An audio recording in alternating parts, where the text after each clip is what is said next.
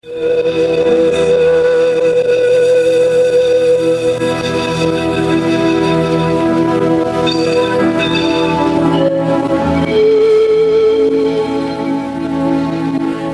horário, a emissora da Fraternidade Rádio Rio de Janeiro oferta ao seu coração mais um programa Culto Cristão no Ar.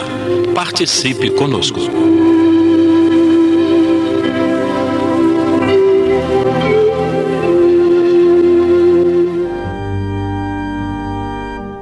Queridos irmãos, queridas irmãs, estamos novamente entrando no ar com muita satisfação e alegria com o programa Culto Cristão no Ar, que tem como finalidade não só ler e comentar o Evangelho segundo o Espiritismo, como também incentivar as famílias à prática deste culto dentro dos lares, tendo como a proposta da Federação Espírita Brasileira do Evangelho no lar e também nos corações.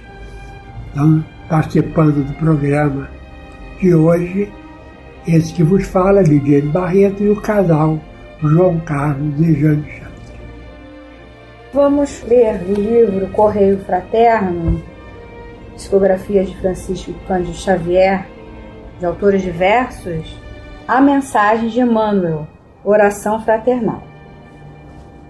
Irmão nosso que estás na terra, glorificada seja a tua boa vontade em favor do infinito bem.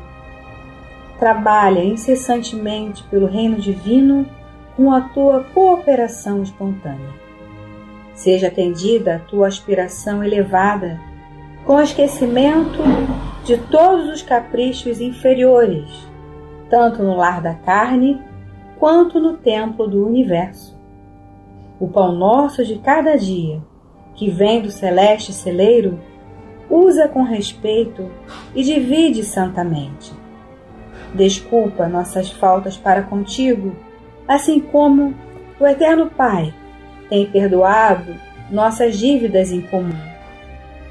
Não permitas que a tua existência se perca pela tentação dos pensamentos infelizes. Livra-te dos males que procedem do próprio coração, porque te pertence, agora, a gloriosa oportunidade de elevação para o reino do poder, da justiça, da paz, da glória e do amor para sempre. Senhor Jesus, Deus, nosso Pai, aqui estamos mais uma vez iniciando o nosso culto cristão no ar, com a presença do Teu Evangelho e a vibração de todos os ouvintes ligados em pensamento, fazendo uma corrente do bem. Abençoa cada lar, cada parente que está em nosso pensamento, abençoa a nossa humanidade, hoje e sempre, Senhor. Que assim seja. Então nós vamos iniciar a leitura, o estudo, comentários do Evangelho segundo o Espiritismo, no seu capítulo 27, agora já na parte chamada Instruções dos Espíritos. É uma mensagem de Monod, que foi um pastor protestante, ditado em Bordel em 1862. Tem como título Maneira de Orar. Então, diz o Espírito Comunicante: o dever primordial de toda criatura humana, o primeiro ato que deve assinalar à sua volta a vida ativa de cada dia, é a prece. Quase todos vós orais, mas quão poucos são os que sabem orar. Que importam ao Senhor as frases que maquinalmente articulais umas às outras, fazendo disso um hábito, um dever que cumprir e que vos pesa como qualquer dever. Então aqui já no início, nós estamos vendo que a prece, ela não deve ser dita maquinalmente, ela deve sair do coração, através dos nossos sentimentos, E não importa as palavras, até pode haver uma prece que não tem palavras articuladas, apenas com pensamento. Porque os espíritos têm essa capacidade de captar o nosso pensamento. Portanto, a prece é um ato de comunhão com o plano superior e, portanto, se não tiver esse carinho de nossa parte, a prece pouco adiantará. Interessante que ele fala que quase todos vós orais, né? Quem dera que fosse assim, né? Porque hoje em dia nem isso mais. As pessoas, você falou isso semana passada, a maioria das pessoas hoje nem ora, nem se liga mais a Deus. Provavelmente aquele ditou essa mensagem em 1862 ainda era mais comum. Ainda que mecanicamente as pessoas fazerem orações. Hoje em dia, infelizmente, nem isso, né? E ele continua dizendo: a prece do cristão, do espírita especificamente, seja qual for o culto, deve ele dizê-la logo que o espírito haja retomado o jugo da carne, ou seja, logo que a gente acorda, né? Deve elevar-se aos pés da majestade divina com humildade, com profundeza, num ímpeto de reconhecimento por todos os benefícios recebidos até aquele dia, pela noite transcorrida e durante a qual lhe foi permitido, ainda que sem consciência disso, ir ter com os seus amigos, com os seus guias, para aurir no contato com eles mais força e perseverança. Nós falamos esta semana lá no nosso Centro Espírita sobre essa questão que está lá no Livro dos Espíritos, dos encontros entre os espíritos encarnados durante o sono. E é isso que ele está falando aqui. Quando a gente acordar, a gente agradecer a essa oportunidade que nós temos de nos encontrar com outros espíritos amigos nossos durante o sono, mesmo que a gente não lembre. Que, como diz Kardec no Livro dos Espíritos, a intuição daquele encontro vai ficar e vai ser útil para nós. E ainda falando sobre a prece, deve ela subir humilde aos pés do Senhor, para lhe recomendar a vossa fraqueza, para lhe suplicar amparo, indulgência e misericórdia. Deve ser profunda, porquanto é a vossa alma que tem de elevar-se para o Criador, de transfigurar-se como Jesus no Tabor, a fim de lá chegar, nívea e radiosa de esperança e de amor. Aqui ele cita uma passagem do Evangelho em que Jesus, quando ora, seu rosto se transfigura, né? Tal a ligação dele com o Criador, naquele momento de prece, né? Então ele usa essa figura de linguagem para dizer que nós também devemos nos transfigurar. E aqui, no sentido literário, é deixar o nosso eu inferior adquirir mais a nossa feição de anjo em potencial que nós somos, né? A gente pode interpretar dessa forma. E ele fala sempre aqui da humildade da nossa prece, né? Para que a gente possa se reconhecer como necessitado da ajuda de Deus. A vossa prece deve conter o pedido das graças de que necessitais, mas de que necessitais realmente. Inútil, portanto, pedir ao Senhor que abrevie as vossas provas, que vos dê alegrias e riquezas. Rogai-lhe que vos conceda os bens mais preciosos da paciência, da resignação e da fé. Não digais, como sucede a muitos dentre vós: não vale a pena orar, porque Deus não me atende. O que é que pedis a Deus na maioria dos casos? Pensastes alguma vez em lhe pedir a vossa melhoria moral? Oh, não, bem poucas vezes.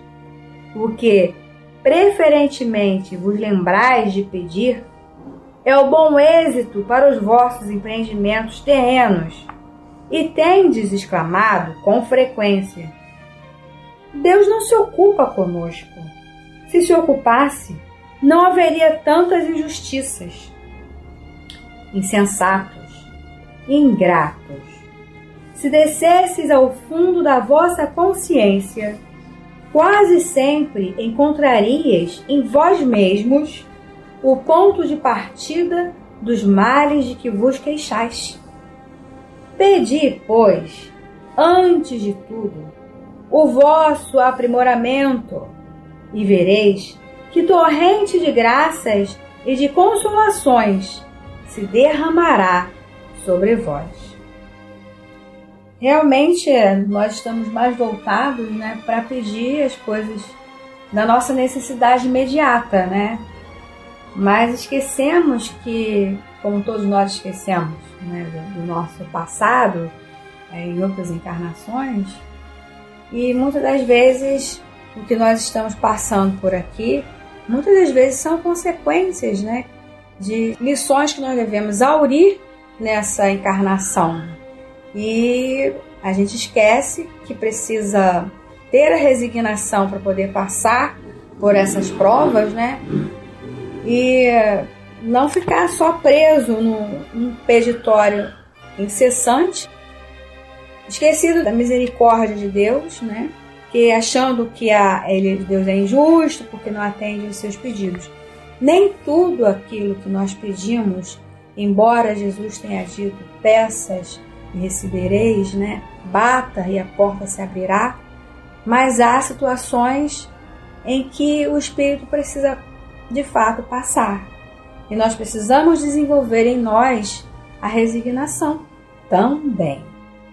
E nós observamos que ainda hoje, mesmo os religiosos, ainda estão muito presos, como ele diz aqui, a pedir coisas relativas aos problemas materiais. Por exemplo, eu assisto às vezes o final de um programa na televisão e ele no final ele pede que as pessoas coloquem assim à vista, né? É chave de carro, é chave de casa, é saquinho de sal, tudo material. Por que é feito isso? Porque as pessoas estão muito presas a essa parte material, do concreto, né? Você só acha que só vai ter efeito se as coisas forem feitas dessa forma, né? E a gente vai ver lá no final que a coisa não é bem assim, né? A prece, ela é sentida quando feita através do coração. Nós todos ainda somos espíritos imperfeitos aqui, né? Encarnados no mundo de provas e expiações. Interessante que nesse encontro da família espírita que nós tivemos durante esses dias de carnaval, nós fizemos justamente um estudo falando sobre isso, que é preciso, para que haja a evolução do espírito, que nós possamos ir desapegando das coisas materiais e nos voltando para as coisas espirituais, né? E isso através do estudo, e isso através, né, isso vai fazendo com que a gente deixe o orgulho, que é preciso que nós retiremos da nossa psique, da nossa existência, né?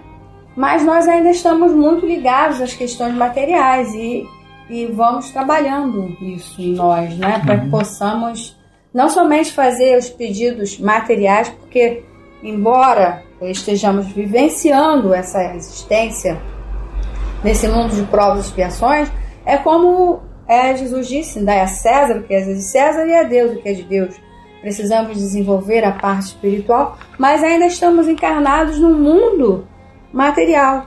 E é preciso emprego, é preciso colocar comida na mesa, é preciso um chefe de família, ou uma mãe de família, né, trazer os recursos para a educação do seu filho. Então, muitas vezes o pedido ele fica voltado materialmente porque é a necessidade premente daquele momento.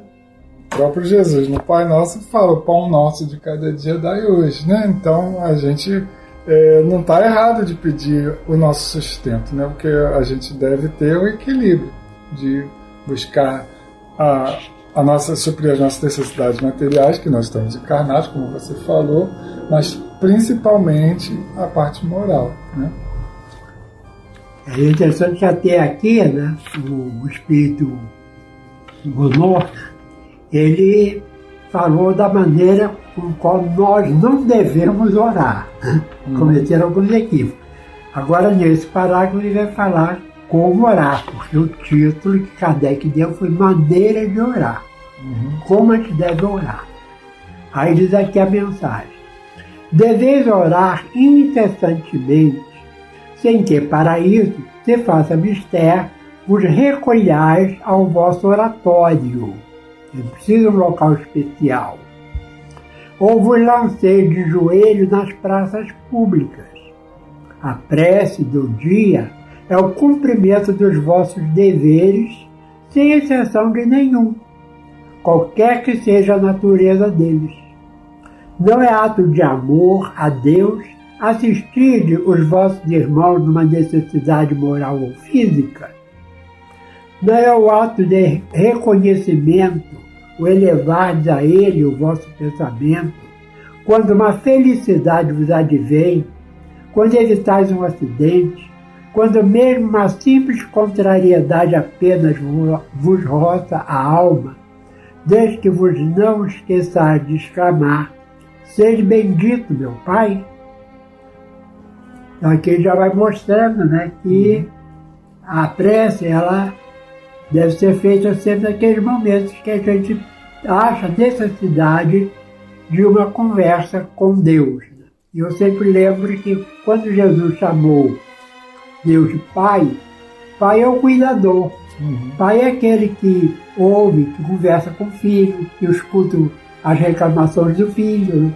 É importante que nós tenhamos essa ideia concreta, bem arraigada em nossos corações, para que na nossa prece a gente possa, nessa conversa com Deus, pedir, mas principalmente também saber agradecer a Deus o que Ele tem nos dado.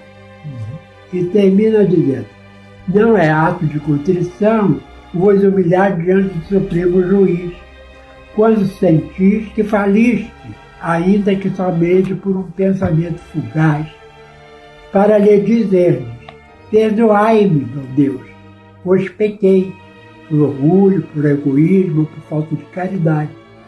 Dai-me força para não falir de novo, e coragem para a reparação de minha falta. Então aqui nós temos já 3 situações aqui, né? O pedir perdão a Deus, porque cometemos algum equívoco, e pedir força para que a gente não caia dessa falta novamente. Reconhecimento do erro, né? Isso é muito importante. E às vezes um pouco difícil.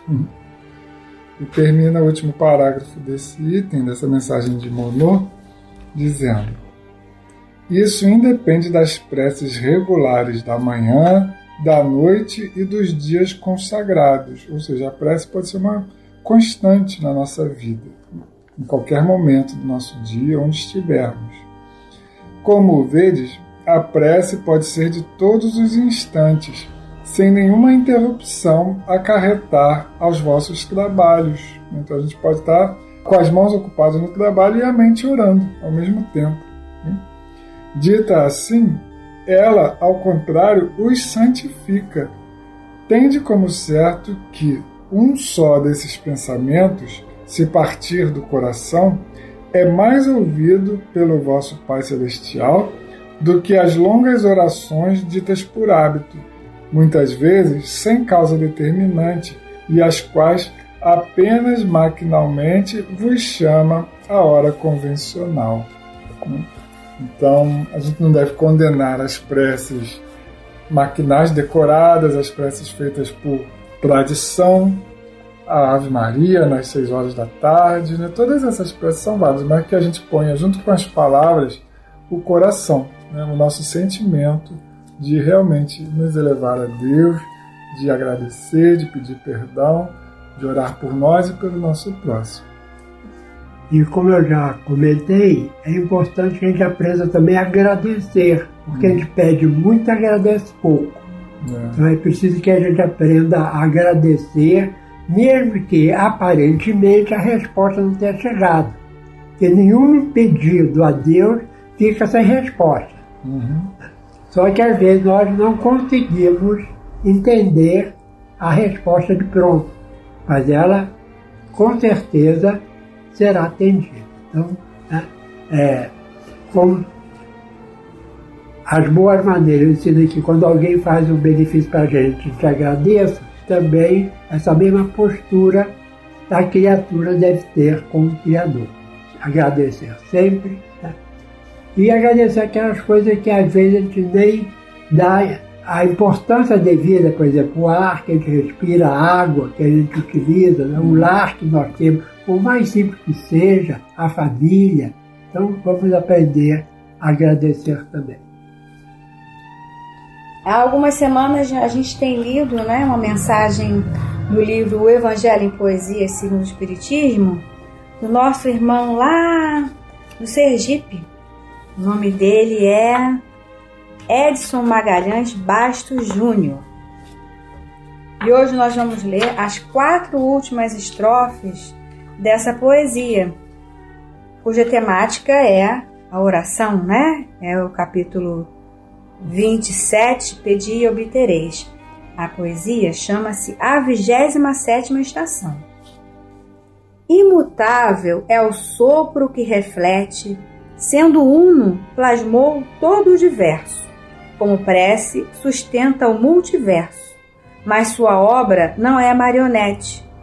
Um ensino profundo que remete que o mutável em sua evolução sempre encontra em si a condição, se liberta do erro e verifica, sem ferir o que Deus significa, que orar também é cocriação.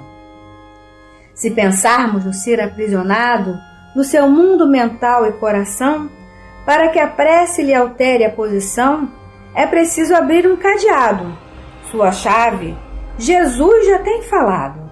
Se olhar lá no alto, o firmamento, procurando a luz do entendimento, as estrelas dirão com sapiência que no reino da própria consciência, essa chave é o arrependimento.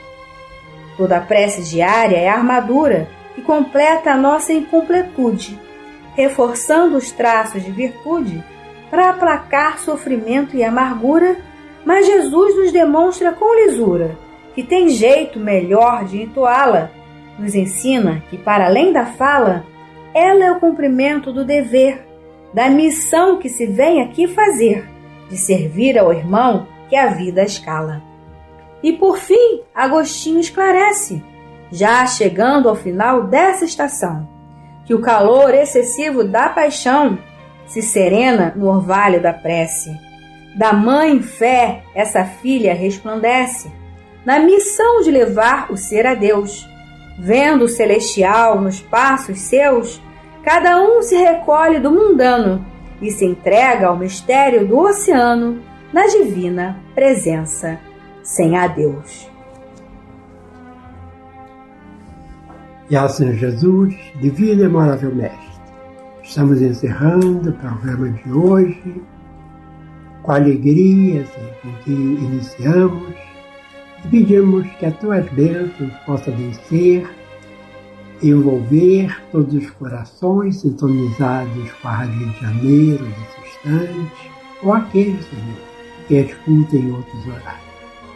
A diretoria da Fundação Questão Espírita Cultural Paulo de Tarso, mantenedora da rádio, a sua diretoria, seus funcionários e a todos os programadores. Obrigado por tudo.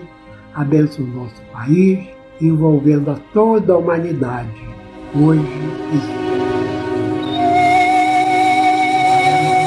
sempre. Este foi mais um programa Culto Cristão no Ar, que ofertamos ao seu coração pelas ondas amigas da Rádio Rio de Janeiro. Volte a estar conosco na próxima segunda-feira, neste mesmo horário.